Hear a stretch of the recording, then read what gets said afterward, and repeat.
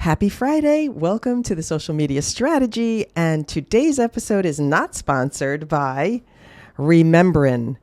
This is a daily cleanse deep body wash. Now, I'm pulling it out because I want you to see how pretty it is. It's in a really nice, pretty container.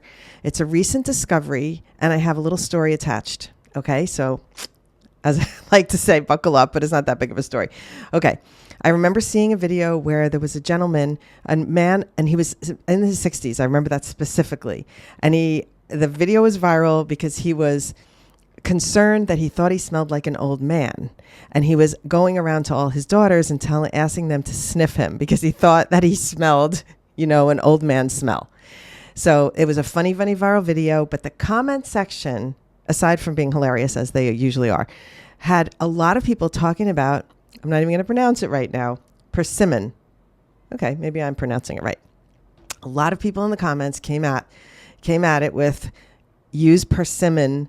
It will, I guess, eliminate that old person smell. And a lot of people were explaining it's because the skin loses a certain, whatever the oils are, blah, blah, blah. There was all the explanations, but I locked in on persimmon. And I'm like, I want to get ahead of it because I don't want to smell old, right?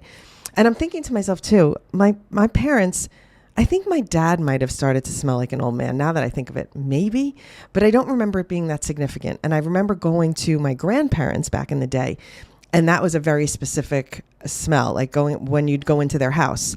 But I just don't, maybe I'm just so used to my parents, I don't notice it. I don't know, but I don't notice it on my mother. So I'm like, maybe I'm going to be fine. And she just has the Italian skin, and maybe she has a lot of oils in her skin. But she recently was telling me that her face is dry. And she said, I've never had dry skin. I've always had oily skin. So she was asking me about face lotions, which is funny. Excuse me. Anyway, so I went and I ordered this, and I thought, let me try it and see. I don't want it to smell weird because I want my body wash to still smell nice. And I'm like, let's make sure that I'm not, going down another path where now I smell like weird body wash. So I got it. I used it. I'm like, it smells kind of refreshing and nice. But now I know it's a body wash to counteract this old lady smell. So I'm like, I don't know if I want that smell, whatever. So I put it in the shower, and Julie came home for a week. And I said, I didn't say anything about what it was. I said, I put a new body wash in the shower. I would love your honest opinion about it. So I didn't preface it with like, blah, blah, anything. And I wanted an honest opinion if she thought this body wash had a nice scent. So she comes out, and I could smell the body wash because it has a specific kind of refreshing scent. So she comes out, and I go, what'd you think of the body wash? She goes, I really like it. It smells really good. And I was like, okay. And then I told her the story, and she goes, no, I think it's fine. I think it smells great. Like I would use that body wash. So it's been acid tested by Julie without knowing. And I picked the brand Remembrin just because I liked the packaging. I mean, I searched deep online to find something I liked because there was soap and then there was body washes. And this is the brand I went with, and I really like it. So I've ordered a few since because I want to put them in all the showers in my life. So I'm going to have one at the beach. I ordered one for my mother.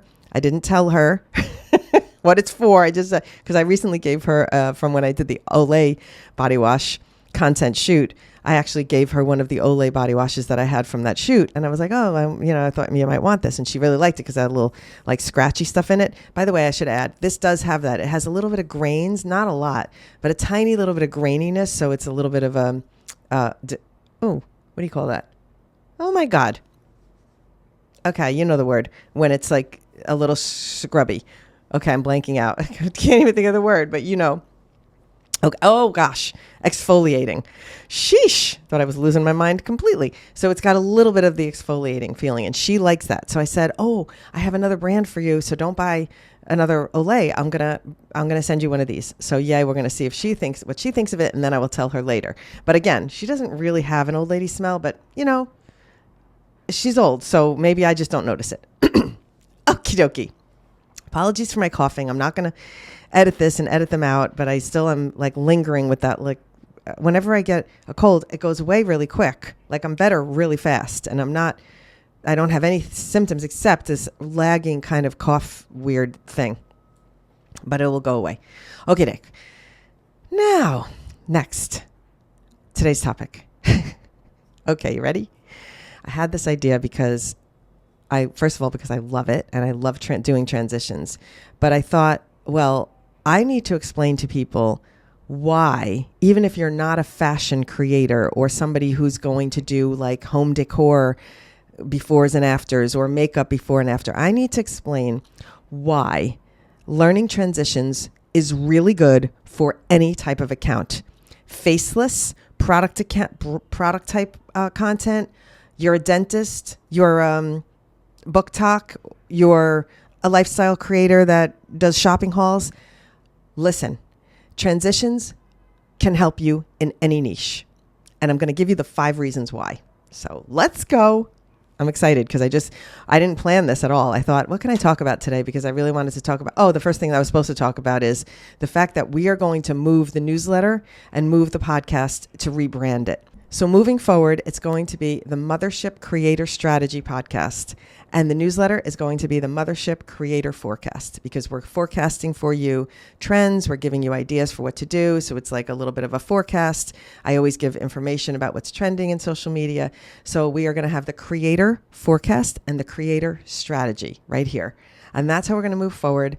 The newsletter, we are moving it to Substack. We're not making a big deal about it, but you're going to see a rebranding, and it's going to come from a different email address.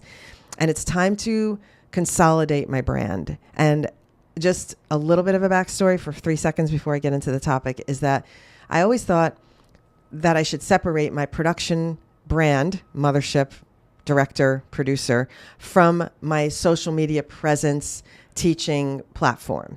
I always thought that would be a smart business move, but it has become clear after 5 years on social media and seeing how the lines are blurring that it's more difficult to have 2 separate brands that I'm, I guess, not selling, but I am selling. So I have a studio that I'm calling one thing, and then I have my production, I'm doing create content and I'm shooting for brands and all of that, and potentially now doing brand collabs. That's another brand. It's very confusing. And I thought that it would be a smart move, but I don't feel it anymore. I feel that it's all under one umbrella, and it's my production life and it's my teaching life.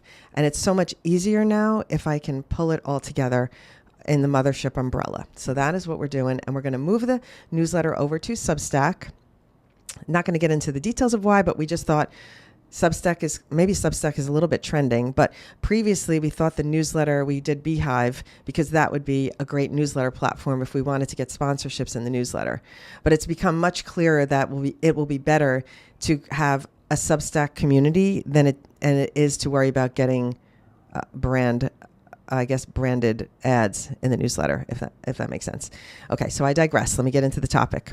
Why should you learn transitions?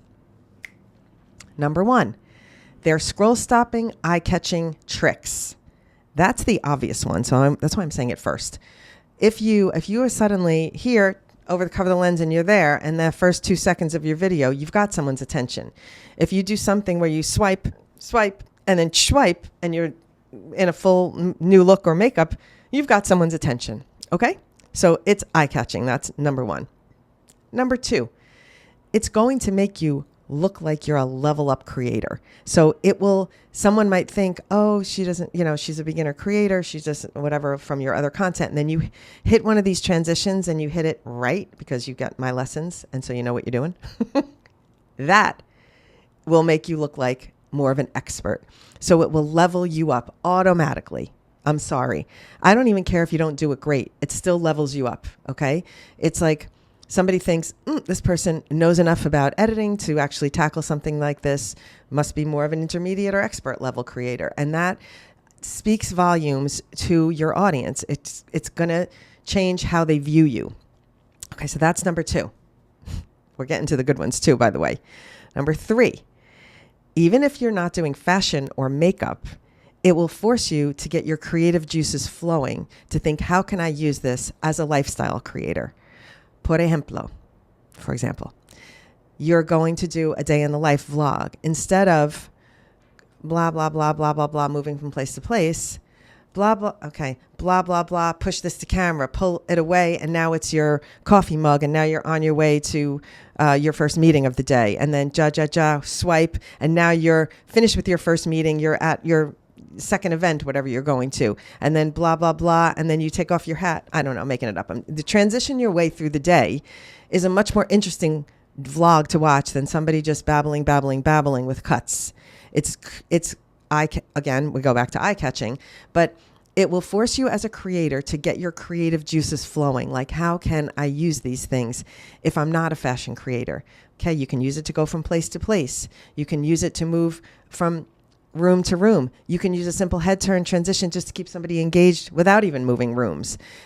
Transitions are proven. They're proven to capture your attention. There's one guy his ads are always coming up on my feed, and he's always got the same 3 tricks, like that he's trying to sell, whatever those 3 are. I can picture them.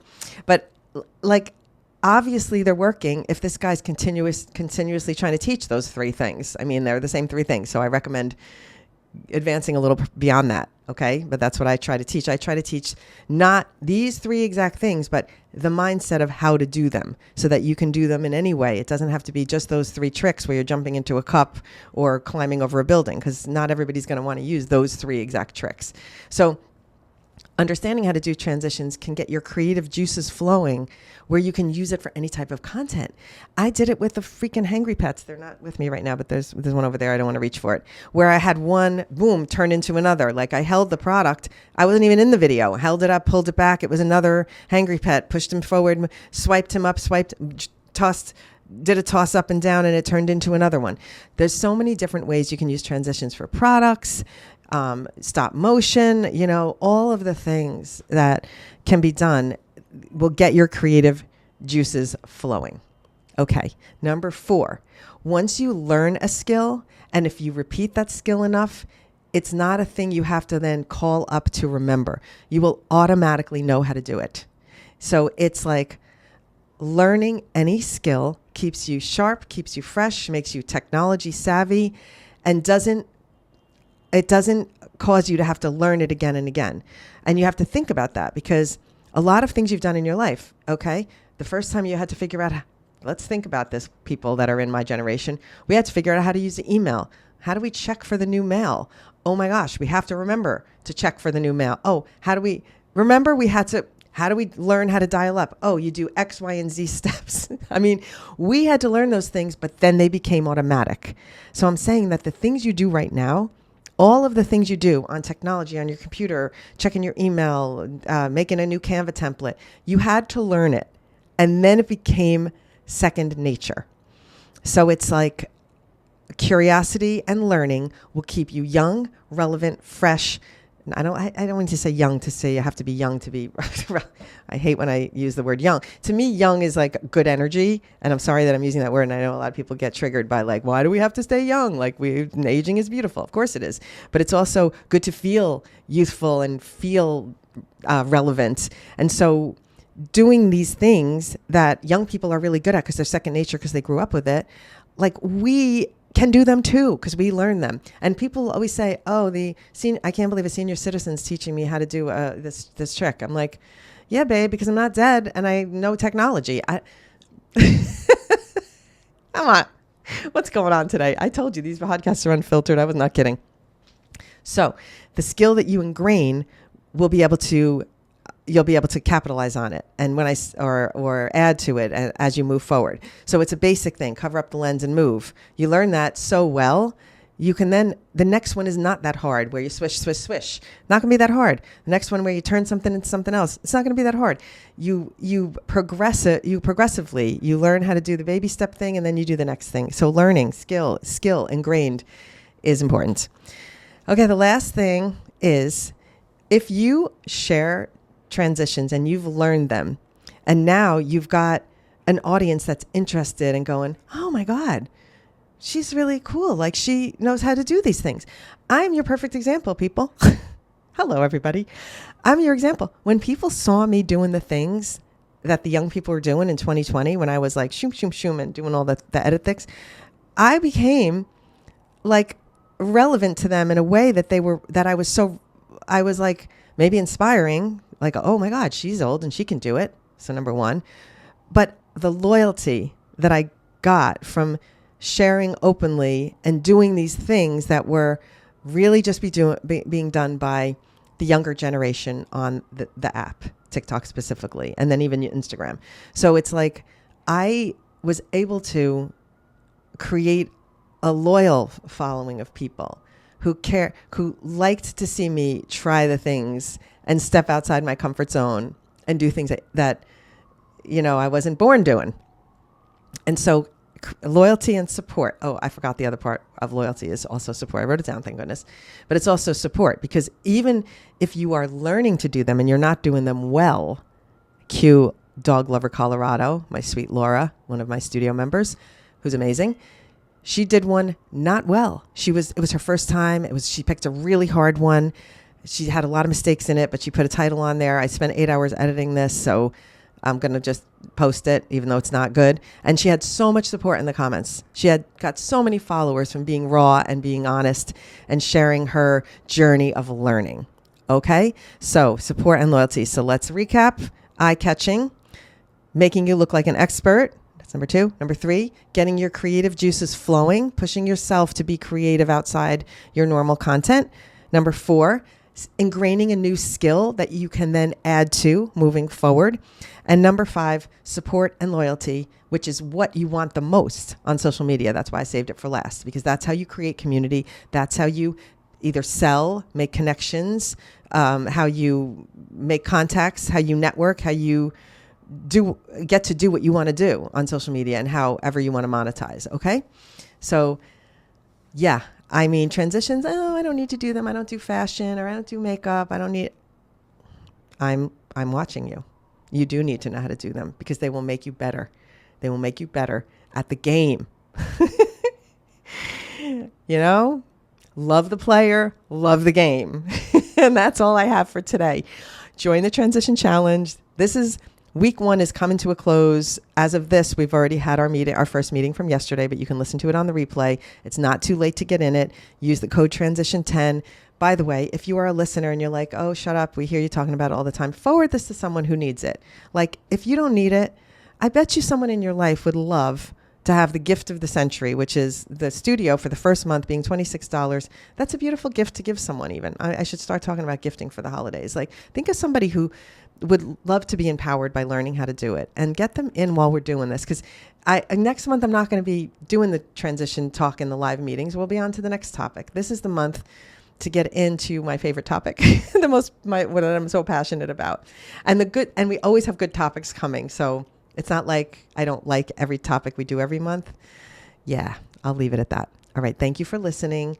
I'll see you next week, where I'm going to be rebranded. And I'm very excited about it. It's so minor in the big scheme of things, because it's the same me and it's the same content, but it's going to feel like home. And that's what I'm excited about. All right. See you next week. Thanks for listening. Bye. I love this sweater. I'll talk about it next week. The brand. Bye.